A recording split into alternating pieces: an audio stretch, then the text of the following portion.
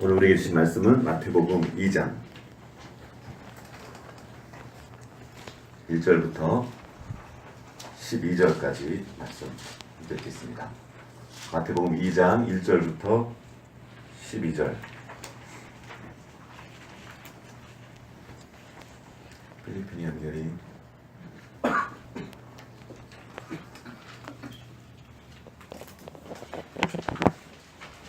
마태복음 2장 1절부터 12절까지 말씀 함께 교독하겠습니다. 제가 먼저 읽고 여러분이 읽도록 하겠습니다. 헤롯 왕 때 예수께서 유대 베들레헴에서 나심에 동방으로부터 박사들이 예루살렘에 이르러 말하되 유대인 왕으로 나시니까 어디시냐? 우리가 동방에서 그의 별을 보고 그에게 경배하러 가려라 하니 헤롯 왕과 온 예루살렘이 듣고 소동한지라. 왕이 모든 대제사장과 백성의 서기관들을 모아 그리스도가 어디서 나겠느냐 하니 이르되 유대 베들레헴이오니 이는 선지자로 이렇게 기록된 바 또 유대 땅 베들레헴아 너는 유대 골 중에서 가장 작지 아니하도다. 내게서 한 선지자가 나와서 내 백성 이스라엘의 목자가 되리라 하였음이니라. 우리 필리핀 우리 지금 성경 읽고 있는데요. 마태복음 2장 7절 제가 읽고 있어요. 서로 교독하고 있습니다. 우리 부분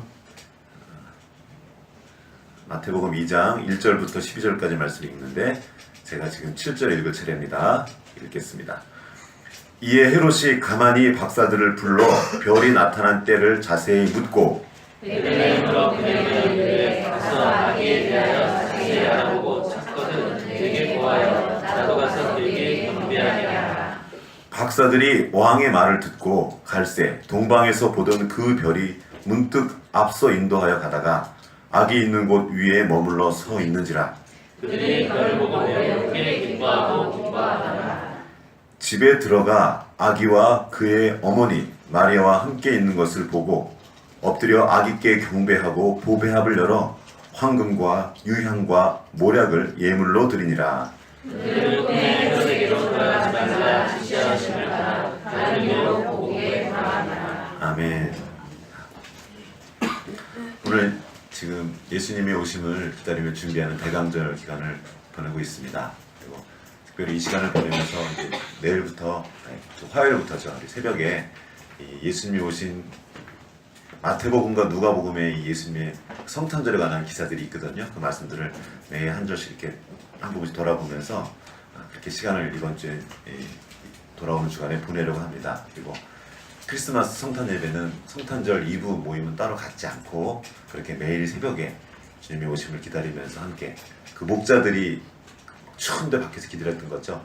그것을 기억하면서 이렇게 우리도 말씀 앞에서 이 시간들을 차분하게 여기 소동한다는 말이 있는데 조용히 주님을 묵상하며 이번 한 주간을 그렇게 보냈으면 좋겠습니다. 그리고 크리스마스 예배는 다음 주 주일날이 크리스마스죠. 그렇게 크리스마스 예배로 드리도록 하겠습니다. 또 크리스마스 이브 날 여기 오지 않도록 여러분 이렇게 기억하고 계시기 바랍니다. 자, 지금 마태복음에는 여기 헤롯 왕부터 나와 있는데 누가복음에는 천사가 목동들에게 나타났습니다. 새벽에 밤에 추운데 양떼들 틈에 겹쳐서 양을 지키는 목자들에게 나타나십니다.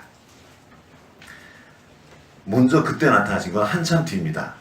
예수님 오신 뒤에 먼저 가난하고 힘없는 사람들에게 나타나셨습니다. 영향력이 있을까요? 없을까요? 별로 영향력이 없습니다. 힘 있는 사람한테 말을 해야지 영향력이 바로 있죠. 예수님이 왕으로 오셨으면 왕으로 태어났으면 좋은데 말구유에서 태어나셨습니다. 왜 그렇게 하셨을까? 또 가난한 사람들한테 먼저 나타나신 이유가 뭘까? 정말 좋은 소식이거든요. 그 좋은 소식을 왜 하나님은 바리새인들이나 제사장들 이 사람들한테 먼저 전하지 않고 지금 이 헤롯보다 먼저 그 가난한 그 목동들에게 전한 거예요. 그 소식을 나중에 들은 겁니다. 이 헤롯 오늘 이 본문은 왜 그러셨을까? 자, 오늘 헤롯 이야기를 좀 살펴보겠습니다. 동방으로부터 박사들이 왔어요. 여기서 박사들은 오늘날 말하는 그 박사랑은 조금 느낌이 달라요. 공부 잘하는 박사. 그 사람들 가난한 사람 많거든요. 박사여도 여기 있는 이 박사들은 동방에 있는 박사들은 그 원래 말로 마고스라고 불러요. 이 마고스가 누구냐면 점성술도 하고 그 나라의 모든 예언들을 점친 가장 지혜로운 현자들을 말합니다. 옛날에 다니엘 기억하시죠? 다니엘이 마고스였어요. 그 나라의 높은 사람, 높은 벼슬을 하던 사람들이었습니다. 이들은 부자였고 가진 것도 많았죠. 그 박사들이 지금 동방으로부터 움직여서 예루살렘까지 왔습니다. 결코 짧은 거리가 아니었어요. 그때는 자동차나 비행기 같은 것이 없었습니다. 그러니까 낙타를 타고 왔을 가능성이 크죠. 그래서 타고 왔습니다. 이렇게 먼 길을 왔어요. 그래서 와서 유대인의 왕으로 나신 이가 어디 계시냐? 우리가 동방에서 그의 별을 보고 그에게 경배하러 왔노라. 그리고 3절에 보면 헤롯 왕과 온 예루살렘이 듣고 소동한지라. 왜 그랬을까? 여기 보면 소동했다는 말이 나오거든요. 그냥 동방에서 박사들 몇 명이 왔다면 왜 소동했을까요? 이 사람들이 그냥 3명이서 온 게 아닙니다.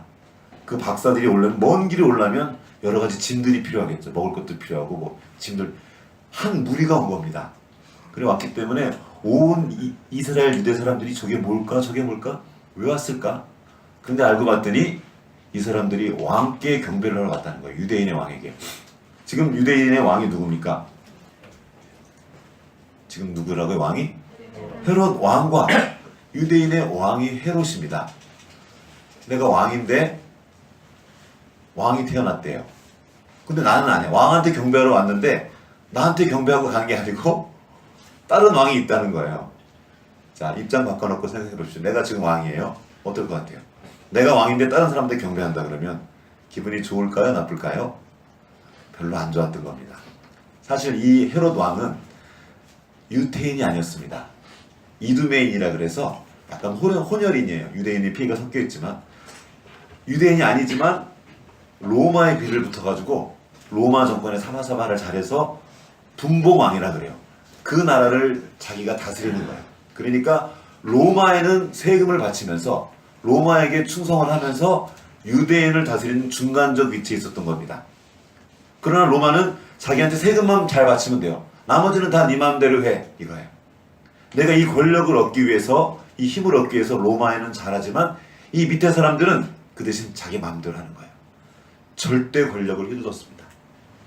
헤롯 마음대로 할 수 있었어요. 그 헤롯이 했던 것이 바로 성전을 만들었는데 그 성전을 만들었던 이유는 자기의 정권을 더 좋게 하기 위해서 사람들을 자기 마음대로 다스리기 위해서 그렇게 한 겁니다. 유대인들을 잘 다스리려면 그들을 자기 말을 듣게 하기 위해서 제일 필요한 일이 뭐였냐면 제사장을 잡는 거였어요. 유대인의 제사장의 마음을 얻기 위해서 성전을 건축했죠. 그리고 이 제사장들은 사실 헤롯과 그러므로 한 통속이었습니다. 유대인의 제사장을 누가 임명했느냐? 누가 임명할게요? 네. 이 분위기상 그대로 헤롯이 임명을 했습니다. 그러니까 서로 지금 상생의 관계를 지금 둘이 펼치고 있었습니다. 같이 있는데 헤롯과 온 백성이 듣고 소동한지라. 그러니까 지금 이 헤롯이 제사장들을 부릅니다. 가서 야 그리스도가 어디서 나겠냐 묻는 거죠. 유대인의 왕이 어디서 태어나겠냐 물으니까 이 제사장들이 다 성경을 뒤져서 말합니다. 유대 땅 베들레헴입니다. 왜냐하면 이는 선지자 미가 선지자가 기록한 거예요. 미가 6절 말씀인데 한번 같이 읽겠습니다. 6절 2장 6절 마태복음 2장 6절 시작. 또 유대 땅 베들레헴아 너는 유대 골 중에서 가장 작지 아니하도다. 내게서 한 사람이 자라 나와서 내 백성 이스라엘의 목자가 되리라 하였음이니라. 아멘. 미가 선지자가 예수님에 대한 예언을 했고 그 예수님이 그 다스릴 자가 베들레헴에서 나온다고 했습니다. 그 작은 땅이죠. 이 소식을 듣고 이제 박사들을 다시 부릅니다. 야, 너희들 그 별이 언제 나타났어? 내가 가서 그러지 말하면 나도 가서 그 유대 왕께 경배하려고 이렇게 나 좀 가르쳐줘. 그러니까 이 박사들이 알겠습니다. 우리 가서 찾으면 왕한테 말씀드릴게요. 이렇게 말했습니다. 자, 다시 한번 헤롯의 입장으로 돌아봅니다. 헤롯은 자기가 왕이었습니다. 자기가 자기 마음대로 할 수 있었어요. 그런데 또 다른 왕이 태어난다고 했을 때 헤롯은 화가 났고 이 왕을 어떻게 했다고요? 죽이고 싶어 했습니다. 지금 헤롯이 박사들에게 물어봤어요. 야, 네가 나에게 가르쳐주면 나도 경배한다고 물어봤지만 진짜 의도는 무엇이었습니까? 죽이기 위함이었습니다. 이 헤롯을 통해서 오늘날 우리의 모습을 볼 수 있습니다. 지금은 모두가 왕인 것 같은 시대를 살고 있습니다. 적어도 내 인생에 있어서는 내가 주인이에요. 내 마음대로 할 수 있는 시대라고 합니다. 현대를 두고 우리는 파편화의 시대라고 합니다. 파편. 그 힘이 다 나눠졌어요. 다원화의 시대라고 합니다. 내가 왕이에요. 내 마음대로 할 수 있습니다. 내 마음이야. 남이 사 이런 말 하죠. 네가 상관하지 마. 왜 나한테 그래? 내가 너한테 피해만 안 주면 되잖아. 나는 건들지 마. 아이들도 그렇게 합니다. 아이들도 자기 마음대로 해요. 학교에서 제가 아이들을 직접 만나면서 경험하는 게 그것입니다. 합창단이라는 함께 모여있는 공동체가 있는데 얘네들이 함께 모여서 자기 마음대로 해요. 지금 다음 주 목요일이 공연인데 오늘 모이는데 그냥 집에 가요. 왜? 그랬더니 뭐 숙제를 해야 돼요. 몸이 좀 안 좋아요. 그리고 다 이번이 마지막 시간이야. 그래도 상관하지 않아요. 그냥 내가 내 마음대로 하는 거예요. 모두가 왕인 시대를 살고 있습니다. 그리고 내가 왕인 그 왕의 자리를 지키기 위해 다른 왕을 제거해버리는 겁니다. 그 왕을 반기지 않는 거죠. 만약에 예수님이 태어나신 그 소식을 헤롯에게 먼저 알려줬으면 어떻게 됐을까요? 어떻게 됐을까? 죽었겠죠. 하나님은 왜 그 가난한 자의 모습으로 가난한 자에게 먼저 나타났을까? 왜 가난한 자가 그 마음이 가난하지 않으면 주님을 만날 수 없을까요? 우리는 힘이 있을 때 그 힘을 사용해서 내 힘을 회방하는 것들을 다 제거합니다. 거기에 집착해요. 내게 있는 힘과 내게 있는 권리에 그 권력에 집착하는 것이 하나님을 떠난 사람들의 모습입니다. 우리가 힘이 없어서 그렇지 힘이 있으면 우리도 그 일을 하는 거예요. 그리고 그 힘을 어떻게든지 붙잡고자 애를 쓰는 거죠. 그 힘을 유지하고자 위에 잘합니다. 사바사바를 잘하고 이 힘을 붙잡고자 힘을 내 마음대로 하고자 내 아래 사람들을 함부로 대하고 힘으로 눌러버립니다. 공포 정치를 하는 거죠. 이 동방 박사들이 예수님이 어디서 태어나신지 가르쳐주지 않고 떠나버립니다. 그러니까 헤롯이 분개하면서 그때 당시에 살았던 2년 정도의 토를 두고 태어난 남자애들을 다 죽여버립니다. 얼마나 잔인한지요. 우리가 하나님을 떠나 있는 상태에 있을 때 우리는 두 가지 일을 크게 합니다. 하나는 집착입니다. 뭔가를 붙잡고 놓지 않는 것, 자기 마음대로 하기 위해서. 또 하나는 거짓입니다. 거짓말하는 거죠. 이렇게 웃고 웃으면서 말하지만 그 안에는 다른 것들이 들어가 있습니다. 오늘 이 시대의 헤롯들 바로 우리들입니다. 내가 헤롯이에요. 내 세계, 적어도 나라는 세계에서는 내가 마음대로 하기 때문에 그곳에서는 나는 절대 권력자입니다. 내 마음대로 하는. 근데 예수님이 그곳에 오신 거예요. 내 안에 어딘가에. 나는 과연 그분들을, 우리 주 예수 그리스도를 주님으로 환영하고 있는가? 정말 그분을 왕으로 모시고 있는가? 그분을 나의 주권자로 모시고 있는가? 신앙생활이 무엇입니까? 고백하잖아요. 주 예수 그리스도. 주님이란 말은 영어로 로드인데 주인이란 말입니다. 예수님이 나의 주인이심으로 주님이 나에게 마음대로 하실 수 있습니다 라고 말하는 겁니다. 그런데 오늘날에는 그 주님의 주되심을 잃어버렸습니다. 왕인데 왕 대접을 못 받는 거예요. 우리가 하지 않는 거죠. 우리가 주님을 거부하고 주님을 외면하고 내 마음대로 하기 원하는 것입니다.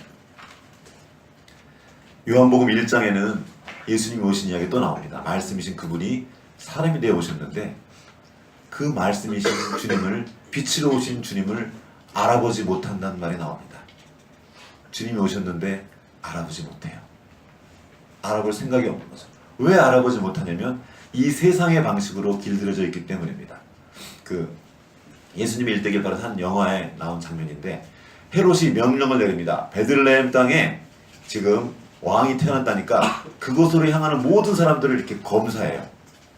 그래서 지금 그때 로마의 황제가 명령을 내려서 자기의 고향에 가서 호적을 하라 그러죠. 그러니까 수많은 사람들이 지금 베들레헴을 향하는데 그 방식이냐? 로마 병정들을 세워서 왕처럼 보이는 사람을 붙잡으라는 거예요. 좀 귀태가 난다거나. 그런데 지금 마리아와 요셉이 그곳으로 가고 있습니다. 너무나 가난하니까, 너무나 볼품없으니까 검사도 안 해 그냥 통과해요. 우리는 하나님을 생각할 때 어떻게 생각하고 있습니까? 이 세상의 방식에 길들여진 사고방식으로는 우리 주님을 바라볼 길이 없습니다. 지난 며칠 전 새벽 예배 때 우리 야고보서 2장을 봤는데요. 야고보서 2장에 이런 말씀이 있습니다. 사람을 차별하지 마라. 그가 부자이든 가난한 사람이든 차별하지 마라. 똑같이 귀하게 대하라. 근데 우리도 모르게 사람을 차별합니다. 외모로 대해요. 겉으로 보는 것만 가지고 판단합니다. 그러나 주님은 이 세상 방식으로 누군가를 볼 때 우리 주님이 들어오지 않습니다. 찾을 수가 없어요. 주님을 찾아도 경배할 수가 없습니다. 주님 말씀하셨죠. 가장 작은 자에게 한 것이 나에게 한 것이다. 그런데 우리는 작은 자를 돌아보지 않습니다. 힘 있는 사람에게 관심이에요. 헤롯의 방식입니다. 로마에게만 관심하고 나의 윗사람에게만 힘 있는 것처럼 보이는 그 사람에게만 관심하고 다른 사람은 상관하지 않습니다. 이것이 오늘 우리가 살아가는 세상입니다. 그러면 우리는 어떻습니까? 우리가 생각하는 사고방식은 어떻습니까? 헤롯의 방식으로 생각하고 헤롯의 방식으로 말하진 않습니까? 그 사람들은 예수님을 알아보지 못했고 결국 예수님을 죽이기까지 했습니다. 이스라엘 백성들은 정말로 간절히 메시아를 갈망하면서 기다렸습니다. 그러나 정작 메시아가 그들에게 왔을 때 그들은 그 메시아를 알아보지도 못했고 심지어 죽여버렸습니다. 가장 비참한 방식으로 죽였습니다. 그 사람들은 그걸 알았을까요? 내가 지금 죽인 그 사람이 나를 구원하시기 위해 오신 예수님이라는 걸 알았을까요? 상상이나 했을까요? 그들이 그토록 원했던 구원, 하나님 주셨던 그들이 원했던 구원과 하나님이 주시고자 했던 구원이 달랐을지도 모릅니다. 그들이 원했던 구원은 정치적인 구원이었고 경제적인 구원이었고 내가 원하는 것을 내가 원하는 때에 얻는 방식의 구원이었습니다. 특별히 종교인들, 여기 제사장들, 바리새인들, 사두개인들, 힘 있는 사람들이었습니다. 당시에. 그 사람들은 메시아에 관한 이야기들을 사람들에게 나눠줌으로 그 일들을 행함으로 자기 힘을 유지했습니다. 자기의 세력과 힘과 부를 유지했어요. 제사장이 제사를 드리면서 이 종교적인 일을 하면서 자기의 것들을 이뤘단 말이죠. 바리새인과 사두개인들도 마찬가지였습니다. 그런 과정을 통해 자기 힘을 유지했는데 진짜 메시아가 나타났습니다. 자, 메시아의 오심에 대해서 말하던 사람이 그걸로 먹고 살았는데 진짜 메시아가 나타나니까 이 사람들이 할 일이 있어질까요? 없어질까요? 없어지는 겁니다. 그러니까 메시아의 오심은 그들이 세상에 살아갈 때 오히려 방해가 됐던 거예요. 내 마음대로 하는 것에 방해가 됐던 겁니다. 그들이 원하는 것은 그들이 진짜 원했던 것은 힘 있는 사람들은 그들이 원했던 것은 메시아가 아니었습니다. 자기의 힘이 유지되고 계속되게 하는 것이었습니다. 오늘날의 종교인들이 원하는 것이 무엇입니까? 오늘날의 정치인들이 원하는 것이 무엇입니까? 경제인들이 원하는 것이 무엇입니까? 그리고 일반 서민들이 원하는 건 뭡니까? 그리고 내가 원하는 것은 무엇입니까? 우리 어린이 친구들이 앞에 앉아 있는데 너희들이 진짜 원하는 것이 무엇이니? 물어보는 거예요. 나도 내 맘대로 하기를 원하는 겁니다. 헤롯처럼. 그러나 주님은 우리 인생의 참 의미와 그 존재의 의미를 알고 내게 부여된 그 생명의 진실을 찾고 그 진실대로 살아가기를 원하십니다. 그러면 먼저 내 존재의 배경을 알아야 되겠죠. 하나님을 알아야 될 텐데 우리는 그것에 관심하지 않습니다. 내가 누구인지, 나의 아버지가 누구인지, 내가 이 땅에 살아가는 참된 의미가 무엇인지 모르고 살아가게 되는 거예요. 관심하지 않습니다. 그리고 세상이 말하는 그것, 세상의 가치, 힘, 권력, 그리고 욕심, 그걸 따라 사는 거예요. 그 중심에 돈이 있죠. 기독교 신앙은 한 가지를 말합니다. 사실은 누구를 경배할 것인가를 말하는 거예요. 다른 모든 종교들은 내 삶을 좋게 하고 이렇게 하는 겁니다. 이 기독교에는 좀 기분 나쁠 수 있는 어떤 한 가지가 있습니다. 그것은 넌 누구를 숭배하겠다는 거예요. 결국 무언가를 경배하게 되어 있습니다. 하나님은 우리의 아버지인 동시에 우리의 하나님이십니다. 예수님은 우리의 친구인 동시에 우리가 경배해야 될 왕이셔요. 우리가 하나님을 경배할 때, 그리고 예배자로 살 때 비로소 다른 모든 것들로부터 자유하게 됩니다. 내가 어떻게 살아야 될지, 어떤 생명을 나타내야 될지 알 수 있게 되는 겁니다. 인간의 존재는 하나님과 연결될 때 비로소 완전하게 됩니다. 하나님을 예배할 때 내 생명의 진실을 나타낼 수 있습니다. 그 하나님이 사람에게 복을 주셨다고 할 때 그 복이란 말은 바라크입니다. 이 바라크의 다른 표현이 예배인 거예요. 하나님이 우리를 예배자로 만드신 겁니다. 우리는 예배할 때 복을 받게 되고 예배할 때 잘 살게 된다는 겁니다. 그러니까 사람은 뭔가를 예배해요. 만약에 하나님을 예배하지 않으면 다른 무엇인가를 예배하게 되어 있습니다. 그것이 바로 우상 숭배죠. 이것을 리차드 포스터라는 분은 돈, 힘, 섹스 이 세 가지를 두고 말했습니다. 돈, 그리고 권력, 욕망인 거죠. 내가 원하는 것을 지금 채우기 원하는 것. 우리가 예수님을 받아들이지 않는 이유는, 그분을 경배하지 않는 이유는 다른 것을 경배하고 있기 때문입니다. 다른 것을 섬기고 있어요. 그 예수님 아닌 다른 것이 바로 우상이고, 그 우상이 우리의 눈을 멀게 하는 겁니다. 어두운 가운데 있게 하는 거죠. 어두운 가운데 있으니까 주님이 보이지 않는 겁니다. 주님이 오셔도 알아볼 수 없고, 안다고 하면 더 위험해지는 거죠. 제거하는 겁니다. 내 마음대로 하기 위해서. 이것이 세상입니다. 우리는 예수님이 오신 것 상관없이 다른 곳에 온통 마음을 빼앗기고 있습니다.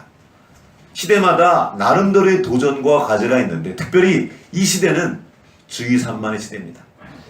분주하고 바빠요. 정신없어요. 그래서 그 정신없게 하는 것에 끌려다닙니다. 세뇌당해 있습니다. 특별히 이 시대는 진짜인가 가짜인가가 헷갈리는 시대예요. 실상과 허상이 헷갈려진 시대입니다. 지금 성경에서 계속 말하는 예수님이 오시는 성육신입니다. 그런데 탈육신의 시대라고 말해요. 육체에서 벗어나는 시대입니다. 나는 여기 있지만 내가 여기 있는 나의 존재를 나를 통해 확인하는 것이 아니라, 내 몸을 통해 확인하는 것이 아니라 SNS나 컴퓨터 게임을 통해서 확인합니다. 내가 언제 기분이 좋아집니까? 게임할 때. 실제가 아닌 이 게임 속의 세상에서 일어난 것 때문에 내가 기뻐하는 거예요. TV 드라마. 세상에서는 별로 즐거운 일이 없어요. 그러니까 TV 드라마를 보면서 그 드라마 속에 들어가서 그걸 기뻐해요. 나는 여기 있지만 나 이 실존과 상관없이 저 가상의 세계, 진짜가 아닌 그 세계 속에 있는 그것을 통해 지금 내가 기쁨을 누리는 거예요. 그 드라마 속에 누가 죽으면, 내가 사랑하는 누가 죽으면 그것 때문에 막 슬퍼하고 눈물을 흘리고 그것을 보고 기뻐하고, 그 드라마가 끝나면 어떻게 됩니까? 허무하죠. 그리고 일주일 내에 무슨 생각하면서 살아요? 그 드라마 다음 편을 보기 위해서 그걸 기다리면서 그걸 갈망하며 살아가는 거예요.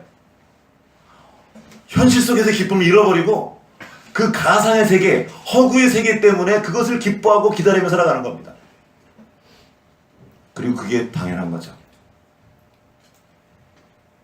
믿음은 실상을 보는 것인데, 이 분주한 것들이 우리로 실상을 보지 못하게 합니다. 오늘 내가 나의 몸으로 살지 못하게 하는 거예요. 내 생각과 내 삶의 내용이 일치되지 않는 겁니다. 그게 괜찮은 거예요.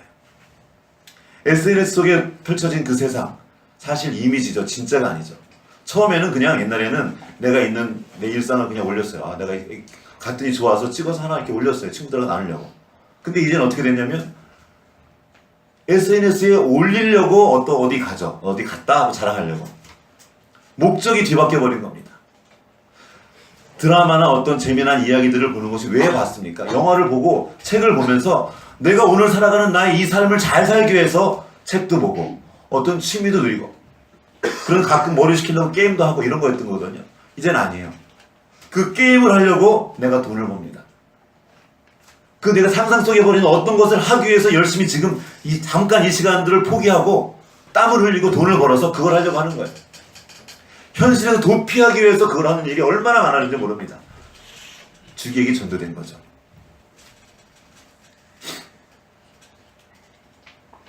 다른 곳에 살게 되어버린 겁니다. 나와 내 삶이 분리되어 있는 것이 가능해지는 시대를 우리는 살고 있습니다. 요즘에 이전엔 이게 가능하지 않았습니다. 나는 곧 내가 가진 정신이 내 몸이었단 말이에요. 이게 하나로 되어 있었습니다. 요즘에 나오는 좀비 영화들 알죠? 좀비 영화. 그 특징이 뭐냐면 나는 육체는 있는데 내 혼이 빠져나가 있는 거예요. 분리되어 있죠. 그런 식의 영화들이 계속 나옵니다. 남자와 여자가 있는데 둘이 바뀌어. 몸은 난데 어느 날 수원이랑 어디랑 비슷한데 어느 날 둘이 바뀌어. 쌍둥이 살았는데 속에 수원이 어디 네 생각이 딱 다른 몸을 입었어요. 이런 식으로 되는 거예요. 이런 영화가 나오는 겁니다. 소스코드라는 영화가 2011년에 나와가지고 굉장히 이렇게 좀 센세이션을 일으켰는데 인터스텔라처럼 중성자 이런 양자학을 이용한 어떤 이야기인데 사람의 뇌가 전파로 되어 있는데 이 전파를 이용해서 이 사람에 있는 이 뇌파가 아직 죽어가는 이 사람은 지금 죽기 직전의 사람이에요. 뇌만 살아있어요. 몸은 다 거의 죽어 있어요. 근데 이 사람의 그 뇌파를 가지고 다른 사람의 그 뇌에 집어넣어서 그 사람이 어떤 일을 막 하는 이야기입니다. 육체와 몸이 분리된 탈육신의 시대가 이 땅에 지금 도래한 거예요. 그게 괜찮고 당연합니다. 나의 기쁨의 내용이 현실이 아니라 내 아이와 내 사랑하는 아내와의 관계 속에서 기쁨을 누리는 것이 아니라 여기서 기쁨을 아예 포기해버렸어요. 그리고 드라마 속으로 들어갑니다. 게임 속으로 들어가요. 아이들도 마찬가지예요. 이 현실이 너무나 각박하고 힘든 거예요. 공부를 해야 되는 난 지금 내 현실 속에 내 친구들과 즐기고 내 옆에 있는 사람들과 놀아야 되는데 이게 어려워진 겁니다. 그러니까 아이들이 다 게임 속으로 들어가요. 웹툰, 만화 속으로 들어가요. 더 무서운 거는 그 게임과 만화와 그런 드라마 속에서 보여주는 그 가치들이 외모지상형이라는 거예요. 그 영혼을 돌아보고 그 영혼이 잘 되도록 하는 걸 돕지 않는다는 겁니다. 계속 그 가상의 속에로 우리를 끌어들입니다. 이 시대에 우리가 바라보아야 할 것이 바로 주님의 이 성탄의 의미입니다. 주님은 하나님, 보이지 않는 그 하나님이 사람이 되셨다는 겁니다. 육신을 입고 이 땅 가운데 오셨어요. 사람이 귀하다는 겁니다. 너희 삶의 내용이 소중하다는 겁니다. 근데 우리는 이 삶과 나를 분리시켜버렸어요. 내가 생각한 어떤 것이 나인 줄로 착각하는 거예요. 어떤 사람이 내가 읽고 있는 책, 내가 좋은 책을 읽으면 이게 나인 줄로 착각해요. 좋은 강의를 듣고 뭔가를 깨달았어요. 깨달았어요. 이 깨달음이 그냥 이것이 내 삶이 되고 몸이 되는 것까지 가야 그게 진짜 깨달음이고 진짜 변화인데 우리는 그것에서 만족하죠. 내 삶의 변화로 이어지지 않아도 괜찮은 거예요. 제가 신대원 시대를 적용했던 한 목사님이 이재철 목사님 그분의 말씀을 듣고 제가 큰 은혜를 받고 참 좋았었습니다. 근데 이제 지금 저 가까운 한 친구 목사님이 그 이재철 목사님이 목회하시는 교회에서 부목설이 있어요. 그분하고 얘기하는데 그분이 이런 말을 하더라고요. 이재철 목사님 말씀은 지금도 참 좋아요. 제가 지금 좀 가끔 듣기도 하는데 거기도 지금 대형 교회에 있는 어려움들이 그대로 있다는 겁니다. 사람들이 그 교회에 와서 그 말씀을 듣고 있는 것 자체로 자기가 그런 사람들인 줄 안다는 거예요. 그 교회에 출석하는 것으로 나는 그 교회에 나가, 이 교회에 나가. 그러니까 그리고 나머지 삶은 자기 마음대로 살아. 또 다시 허상 속으로 들어가 살면서 들은 말씀으로만 만족하는 겁니다. 우리도 그럴 수 있어요. 나는 새필교회 이곳에 여기 앉아있다는 것만으로 내가 어떤 것인지 증명되지 않는다는 겁니다. 내가 말씀을 듣고 있다는 것만으로 어떤 좋은 깨달음을 얻은 것으로 우리의 삶을 보장할 수 없다는 겁니다. 실제로 삶의 자리로 나아가야 된다는 거예요. 이게 성육신의 신학입니다. 내가 받은 이 생명, 내가 주님으로 받은 이 말씀의 내용이 내 삶의 자리에서 그대로 나타나는 데까지 가야 되는 거죠. 이게 성육신이고 이것이 예수님의 그 탄생을 통해서 우리가 배워야 될 부분입니다. 그때까지는 변화된 게 아니에요.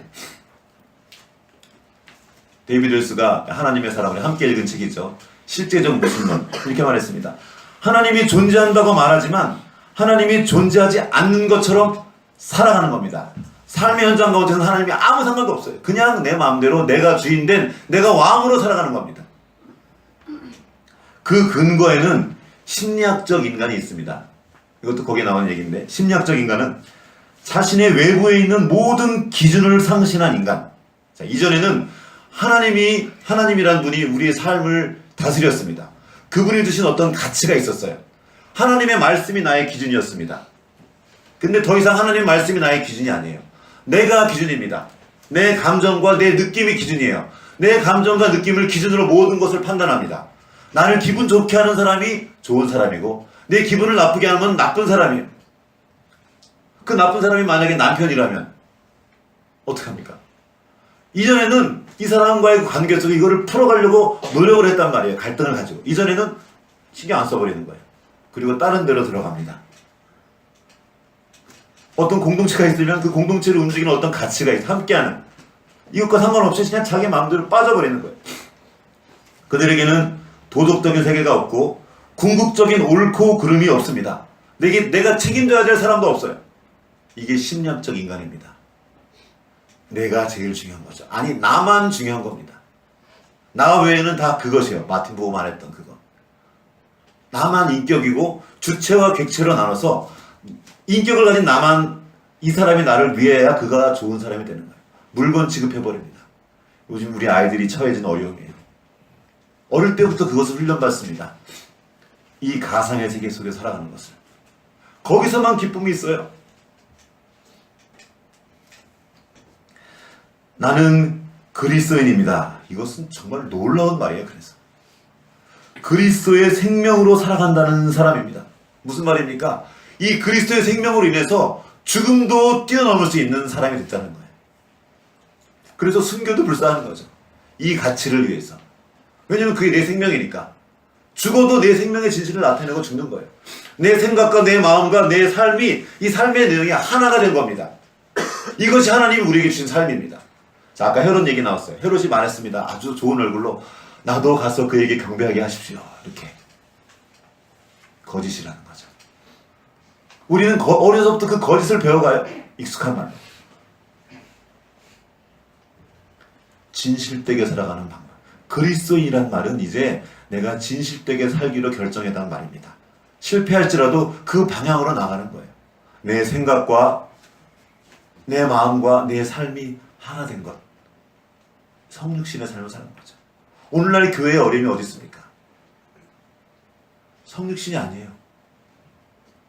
예수 그리스도의 생명이 그 교회에 있는데 그 생명이 나타나야 되는데 사람들은 교회를 통해서 예수님을 못 보는 거예요. 예수님이 보이지가 않아요. 탈육신화된 이 세상 속에서 주님은 성육신하셨습니다. 몸을 입고 이 땅 가운데 오셨고 몸으로 살아내신 겁니다. 우리는 거기까지 가야 됩니다. 우리는 성도이며 예배자입니다. 주님을 예배하는 사람으로서 예배하는 사람답게 살아가는 거죠. 놀랍게도 제사장들은 날마다 예배를 집전하면서 제사를 드리면서 하나님과 상관없이 살았고 하나님이 심지어 하나님이 이 땅 가운데 오시자 그 말씀을 가르쳤던 사람이 말씀을 오신 그분을 제거해버렸단 말이에요. 헤롯과 한편이 돼서 헤롯 편을 들고 죽이렸던 거예요. 여기에 우리의 두려움이 있습니다. 저는 지금 말씀을 전하는 사람입니다. 가장 떨리는 부분이에요. 이렇게 말만 잘해놓고 뒤로 가서 딴 거 하는 겁니다. 이게 지금 오늘날 교회에 일어난 일이에요. 말씀을 전하는 이 역할만 감당한다고 되는 것이 아니라 그리스도의 삶을 살아야 되는 겁니다. 목사니까 목사답게 살아야 되는데 이 분리가 괜찮아져 버린 거예요. 여기서 이 행사만 잘 치르면 된 거예요. 그렇지 않다는 거죠. 우리가 학교 선생님으로 아이들을 가르치기도 합니다. 아이들이 가르치는 것만 잘하면 되는 게 아니에요. 내가 가르친 것을 내 삶에 구현해내려고 노력하고 애써야 된다는 거죠. 안 되니까 주님을 구하고 성령의 도우심을 구하는 겁니다. 이것이 성화되는 과정인데 이것을 하지 않아도 나는 할 것을 다 했다고 생각하는 겁니다. 부모들이 있습니다. 우리 부모가. 야, 나는 비록 이렇게 하지만 너는 똑바로 해라. 나는 못 배웠으니까. 이것이 안 된다는 게 우리가 지금 배우고 있는 건 아닙니까? 내가 지금 비록 부족하지만 난 지금 공부하고 있다. 우리 같이 공부하자. 이게 아니고 너는 공부해. 너를 위해서. 보여주지 못하는 거죠. 이 중심에 우리가 무엇을 경배하는가가 들어있습니다. 내가 중심이 되어 있는 거죠. 그 출애굽기에 나와 있습니다. 출애굽기 20장과 5장에 내가 나를 위하여 만든 어떤 것, 이것이 우상입니다. 내가 중심이 된 것, 그렇게 사는 그 모든 것이 우리를 끌어들이고 우리로 다른 것에 빠지게 합니다. 특별히 허상에 빠지게 합니다. 그게 우상이에요. 내가 나를 스스로 기쁘게 하고 내가 나를 스스로 좋게 하려고 나를 구성할 때 세상에 말하는 그 세상의 함정에 빠진다는 겁니다. 그게 세상에 지금 우리가 보는 모든 매스미디어와 우리가 살아가는 현상입니다. 뭐가 진짜고 뭐가 가짜인지 성경은 우리에게 말합니다. 주님의 말씀이 진짜다. 말씀만 영원하다. 너의 느낌과 너의 그 감정이 기준이 될 수 없다고 말하는 겁니다. 그래서 이 말씀을 따르는 거예요. 우리의 감정대로 따르면 이 세상에 어떻게 살아가? 나는 내까지 게 뭘 살아가? 난 이렇게 가난하고 가진 것도 없고 예쁘지도 않고 키도 크지 않고 이런 세상이 준 그 가치가 진짜가 아니라 말씀을 통해 준 가치. 너의 어떠함과 상관없이 너는 귀하다. 너는 존귀한 존재다. 왜냐하면 하나님의 형상이 네 안에 있기 때문이다. 네 안에 예수 그리스도의 생명이 있다. 그러므로 너는 존귀하고 그러므로 너는 할 수 있다는 거예요. 이 말씀의 가치를 붙잡고 살아가는 사람과 세상에 준 그 가짜 가치를 붙잡고 살아가는 사람들과의 차이가 얼마나 크겠습니까? 같을 수가 없습니다. 근데 우리는 그렇게 세상에 준 가치를 붙잡고 그것을 경배합니다. 왜요? 나를 스스로 즐겁게 하기 위해서. 이게 권력과 욕심입니다. 돈이 그 중심이 있다는 거죠. 그리스도가 우리의 중심입니다. 그분을 중심에 모신 삶을 살아가고 그분을 중심에 모셨기 때문에 우리의 삶의 내용이 점점 변화되어 가는 거죠. 그 생명으로 인해서. 바리새인의 이중생활이 있습니다. 아니 착각이죠. 내가 이 일을 행함으로 나는 괜찮은 존재가 되었다.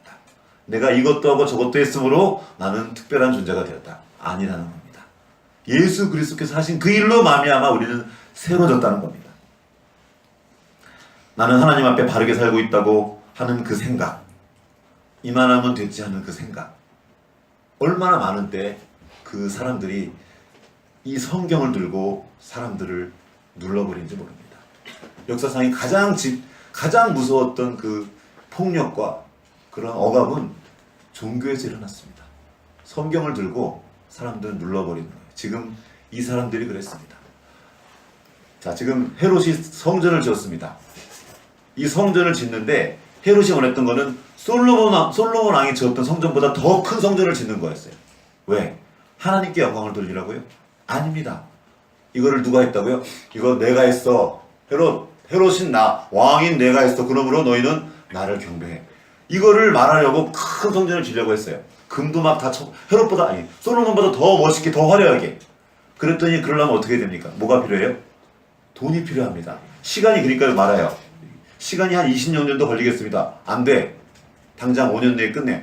그러면 더 많은 사람들이 필요하고 더 많은 돈이 필요한데요? 거두면 되잖아. 그래서 사람들이 힘들어지는 거예요. 이 이스라엘 백성들은 그래서 로마에 세금을 내야 되고 헤롯에게 있는 그 성전세를 또 바쳐야 됩니다. 고혈을 짜는 거예요. 돈이 없는데 짜내는 겁니다. 그냥 내게 하는 거예요. 이걸 누가 허락했다고요? 제사장들이 허락한 겁니다. 헤롯 왕의 그 정책을 알고 그때 당시에 이스라엘 리더로 있던 제사장들이 거기에 합력한 거예요. 합력하여 사람들을 빨아먹은 겁니다. 뭘 근거로? 하나님의 영광을 위하여 주님의 이름으로 했다는 거예요. 우리가 비전의 이름으로 하는 일들 중에 사람들을 갉아먹는 게 얼마나 많은지 몰라요. 그래서 두렵고 떨림으로 엎드리는 거죠. 내가 이 일을 하는 이유는 무엇인가? 인정 욕구거든요. 받아들이는. 내가 헤롯인데 나에게 경배하고 그들에게 있는 것이 질투입니다. 다른 사람이 잘 되는 걸 견딜 수 없어요. 이 시대가 그런 시대인 거예요. 그래서 SNS가 왜 이렇게 점점점 넓어집니까? 다른 사람이 나보다 좋은 것, 행복한 거를 그냥 못 보는 거예요. 그래서 나도 나를 꾸며내고 내가 할 수 있는 것보다 더, 내가 탈 수 있는 차보다 더 좋은 차, 내가 살 수 있는 집보다 더 좋은 집, 비교를 끊임없이 비교하면서 나도 죽고 그 사람 함께 죽어가는 거죠. 이게 다 거짓이고 허상인데 여기에 마음을 두고 이것을 숭배하는 겁니다. 그러니까 진짜 나의 삶을 살지 못하게 되는 거예요. 하나님이 가장 가슴 아파하시는 것은 네가 너답게 사는 겁니다. 사람이니까 사람처럼 살라는 거예요. 모든 코끼리는 코끼리처럼 살다 갑니다. 코끼리로서. 모든 깨구리는 깨구리로서 깨구리처럼 살다 가요. 근데 사람은 그렇지 않습니다. 사람으로 태어났으면 사람답게 살다 가야 되는데 사람답게 살게 하지 못하도록 하는 것들이 있는데 이 세상의 거짓들이라는 거예요. 내가 진짜 기쁨을 누리는 것이 무엇인가? 여러분의 삶의 현장이 있습니까? 그래서 내가 기쁨을 나는 사람은 이 핸드폰과 기쁨을 나는 핸드폰 볼 때마다 얼굴이 웃고 있어. 저 애들의 표정을 봤거든요. 이번에 지난번에 여름에 갔을 때 아이들이 언제 얼굴이 행복해지냐? 이걸 보고 있을 때. 언제 집중하냐? 이걸 보고 있을 때. 언제 웃고 있냐? 이걸 보고 있을 때. 내 삶의 자리에서 뭔가를 만들어서 기쁨을 찾아내려고 하지 않습니다. 이 삶의 자리에는 힘이 들어가요. 육신이 필요합니다. 힘들어요. 아름다운 것 뭔가 하나를 이루어내려면 땀을 흘리고 노력을 해야 됩니다. 어느 일정한 시간을 지나지 않고는 좋은 열매를 가져올 수가 없어요. 그런데 기분은 좋고 싶은데 그 시간을 보내기 싫은 거예요. 다시 말하면 육신으로 그 과정을 통과하고 싶지 않은 겁니다. 육신이 보내야 될 그 시간과 땀은 건너뛴 제 기쁨만 누리려 하는 것. 도둑놈 신보이면 동시에 우상 숭배인 겁니다. 우리의 다음 세대가 지금 여기에 완전 노출되어 있습니다. 뭘 보고 부모를 보고 따라하는 거예요. 아이들이.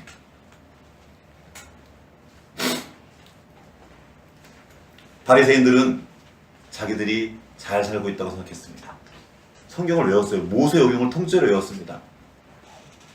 가말리엘이라는 그런 선생님 랍비가 있었는데 그한테 들어가려면 조건이 모세오경을 외우는 거였대요. 외우고 들어가는 거 다. 그들은 성경을 가까이 맨날 끼고 살았고 했지만 성경을 보고서도 그렇게 한 거예요. 왜? 보는 목적 자체가 다른 거였던 거예요. 헤롯 왕이 성전을 지은 그 목적이 자기의 이름을 위하였고 자기의 만족을 위해서 했을 때 그는 예수님을 죽이려고 했습니다. 우리의 오늘날 종교생활도 이와 비슷할 수 있어요. 교회도 나오고 성경도 있지만 이유가 자기라면, 주님을 경배하는 것이 아니라면 우리도 같은 자리에서 넘어질 수 있습니다. 예수님은 이렇게 말씀하셨어요. 저들의 가르침은 따라라. 그러나 그들의 삶은 본받지 말라. 저도 이게 두렵습니다. 혹시 제가 좋은 책들을 잘 읽고 성경을 잘 깨달아서 좋은 말들을 가르칠 수도 있습니다. 여러분들에게. 내 삶이 완전히 이것과 분리되어, 물론 완전하진 않습니다.